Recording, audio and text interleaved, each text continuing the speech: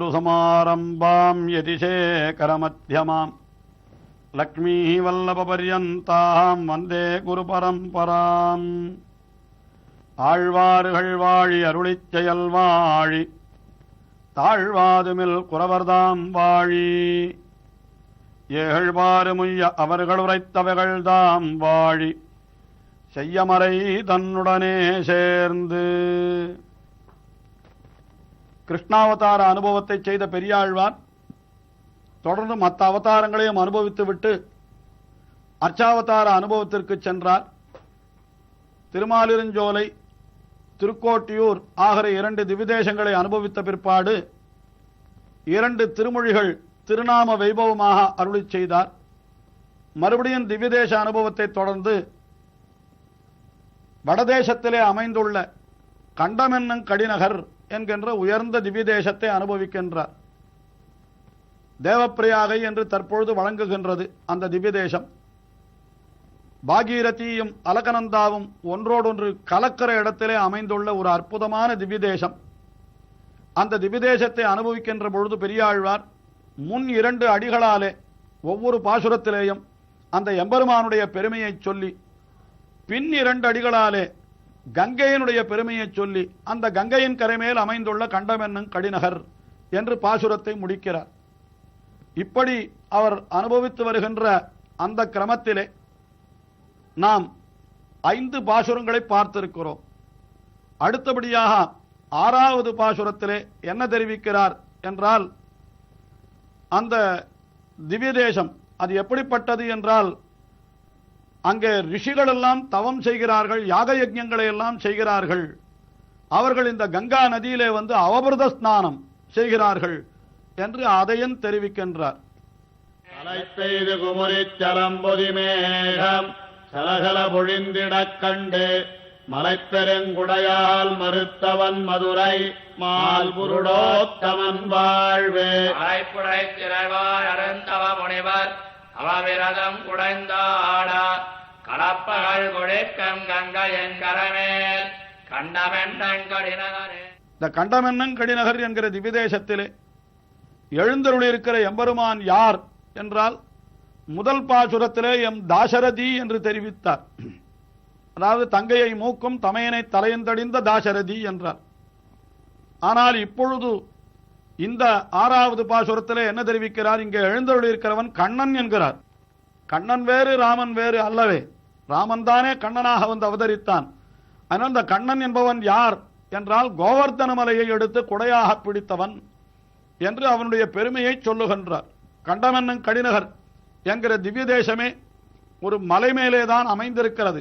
நாம் போகின்ற பொழுது அதுவும் ஒரு பகுதி, அதாவது இமயமலையினுடைய ஒரு பகுதி என்று சொல்லலாம்படி அப்படிப்பட்ட ஒரு இடத்திலே தான் அமைந்திருக்கிறது.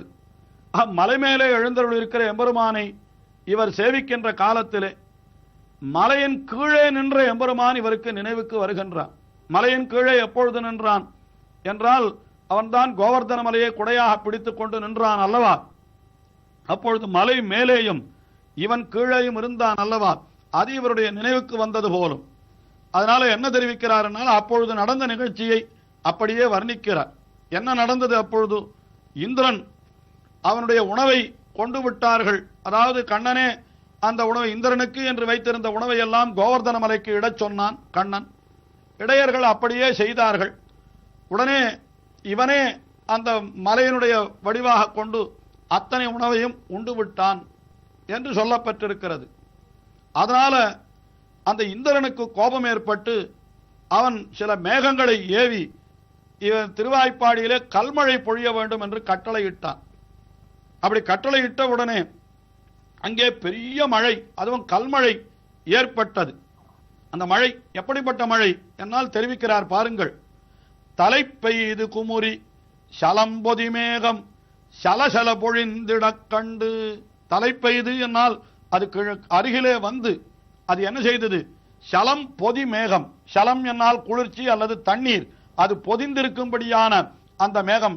வடமொழியிலே ஜலம் என்று சொல்லுகிறோமே, அது தமிழிலே சலம் வந்தது என்றும் கொள்ளலாம், என்று வந்தது என்றும் கொள்ளலாம். அது சலம் பொதி மேகம். அது என்ன பண்ணித்து என்னால் சலசல பொழிந்திடக் கண்டு.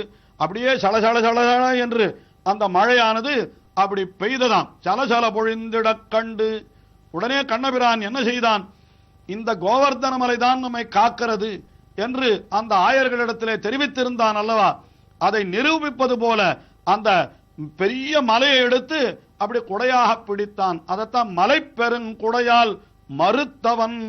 அந்த மழையை, இந்திரனுடைய மழையை மறைத்தவன் அல்லது மறுத்தவன், தடுத்தவன்.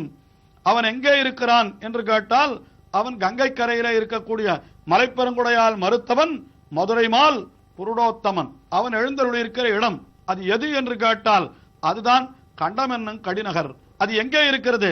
கங்கை கரையிலே இருக்கிறது. கங்கை எப்படிப்பட்டது என்றால் அலைப்புடை திரைவாய் அருந்தவ முனிவர் அவபிரதன் குடைந்தாடா என்று அந்த கரையிலே இருக்கக்கூடிய இடங்களிலே முனிவர்கள் அதிகமான பேர் இருந்து கொண்டு அவர்கள் என்ன செய்கிறார்களாம், யாகங்களை எல்லாம் செய்கிறார்களாம். அந்த யாகங்களை எல்லாம் செய்து முடித்தவுடனே யாகம் முடித்தவன்றைக்கு மங்கள ஸ்நானம் என்று ஒன்று செய்வது உண்டு. யாகமெல்லாம் நன்றாக நிறைவேறினால் அதற்கு பிறகு அவர்கள் செய்யக்கூடிய ஸ்நானத்திற்கு மங்கள ஸ்நானம் என்று பெயர். அந்த மங்கள ஸ்நானத்தை அவபிரதம் என்று, அவபிருத்தம் என்று வடமொழியிலே சொல்லுவதுண்டு. அவபிருத்தம் என்றால் எல்லாம் நன்றாக முடிந்தது என்கிற மகிழ்ச்சியிலே நீராடுகிறது, அதுதான் அவபிருத ஸ்நானம். அதை செய்கிறார்களாம் அந்த கங்கையிலே.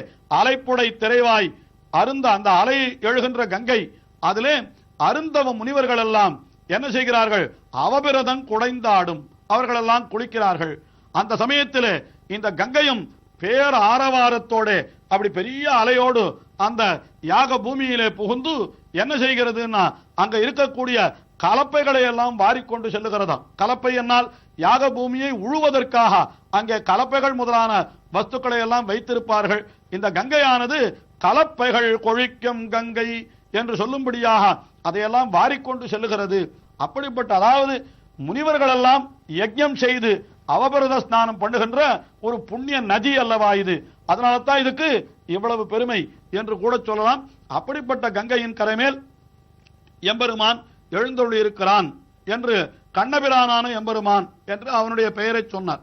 உடனே அடுத்த பாசுரத்திலே என்ன தெரிவிக்கிறார் என்னால், அந்த கண்ணபிரான் செய்த மற்ற செயல்களும் அவருக்கு ஞாபகம் வந்து விடுகிறது. ஆனால் அவர் என்ன சொல்லுகிறார் என்னால், இந்த கண்ணபிரான் செய்த மற்ற செயல்களை சொல்லி அவன் எழுந்தருளி இருக்கிற இடம் கண்டம் என்னும் கடிநகர் என்று தெரிவிக்கின்றார். பிடித்திருத்து வேழத்தை முறுக்கி மேலிருந்தவன் தலைகாடி மற்பொரு எழப்பாய்ந்தரையனை உதைத்த மால்புருடோத்தமன் வாழ்வே. அற்புதமுடைய ஐராவத மதவம் அவரிளம் படியரொந்தாங்கம் கற்பக மலரும் கலந்தெழி கங்கை கண்டமென்னங் கடிநகரே. கண்ணபிரானாக அவதரித்திருந்த காலத்திலே எவ்வளவு திருவிளையாடல்களை செய்தான் கண்ணன். கண்ணனாலேதான் தனக்கு மரணம் என்பதை தெரிந்து கொண்ட கம்சன் அந்த கண்ணபிரானை அழிப்பதற்கு எத்தனையோ அசுரர்களை எல்லாம் அனுப்பி வைத்தான். ஆனால் ஒருவர் தப்பாமல் எல்லாரையும் அழித்து விட்டான் கண்ணன். பார்த்தான் கம்சன், இவனை பிறரையிட்டு நாம் அழித்தால் அது நடக்காது, என்ன செய்ய வேண்டும், நாமே நம்முடைய கண்வட்டத்திலேயே இவனை அழித்து விட வேண்டும் என்பதற்காக தன்னுடைய மதுரா நகரத்திலே ஒரு ஆயுத பூஜை என்று ஒன்று ஏற்படுத்தினான். அதாவது வில்லை வைத்து அதற்கு பூஜை செய்கிறான். அதற்கு கண்ணனை வரவழைத்தான். அக்ரூரை அனுப்பி கண்ணனை அழைத்து வாரும் என்று சொன்னான். அவனும் வந்தான். வந்த கண்ணபிரான் எல்லாவற்றையும் தெரிந்து கொண்டு விட்டான். அங்கே நடக்க போவது அத்தனையும் முன்னமே அறிந்து கொண்டு விட்டான் கண்ணன். என்ன செய்தான், விற்பிடித்து இருத்து அங்கே வைத்திருந்த வில்லை எடுத்து முறித்து புகட்டான் முதலிலே கண்ணபிரான். அதற்கு பிறகு கண்ணனை கொல்லுவதற்காக கம்சனாலே ஏவப்பட்டு வந்த ஒரு யானை, அவனுடைய கம்சனுடைய பட்டத்து யானை, அந்த கோலையா பீட்டம் என்கிற யானை, அதையும் அழித்தான். வேழத்தை முறுக்கி என்று அந்த வேழம், அந்த யானை, அந்த யானையை அழித்தான். அது மட்டுமா, அந்த யானையின் மீது ஒரு பாகன் அமர்ந்திருந்தானா, அவனும் கண்ணனை கொல்வதற்கு யானை மீது அமர்ந்திருந்தபடியே ஏதோ முயற்சிகளை செய்தான். கடைசியிலே கண்ணபிரான் என்ன செய்தான், அவனையும் அழித்தான். வேழத்தை முறுக்கி அதன் பாகனை கொன்று.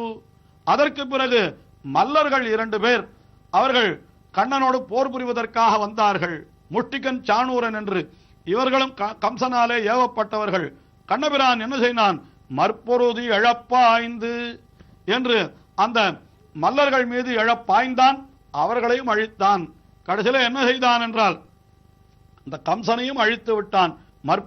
மற்பொருதழப்பாய்ந்து அரையனை உதைத்தா என்று அந்த கம்சனையும் அழித்து விட்டான். அப்படிப்பட்ட எம்பெருமான் இப்படி இத்தனை சேட்சிதங்களை செய்த கண்ணபிரான் அவன் எழுந்தருள் இருக்கிற இடம் எது என்றால் அதுதான் கண்டமென்னங் கடிநகர். அந்த கண்டமென்னங் கடிநகர் எப்படிப்பட்டது என்றால் அற்புதமுடைய ஐராவதமதமும் அவர் இளம்படியர் உண்சாந்தும் கற்பகமலரும் கலந்திழி கங்கை என்று தெரிவிக்கின்றார். அதாவது கீழ்ப்பாசுரங்களிலெல்லாம் இந்த நில உலகிலே இருப்பவர்கள் இந்த கங்கையிலே செய்யக்கூடிய காரியத்தை மட்டும்தான் சொன்னார்.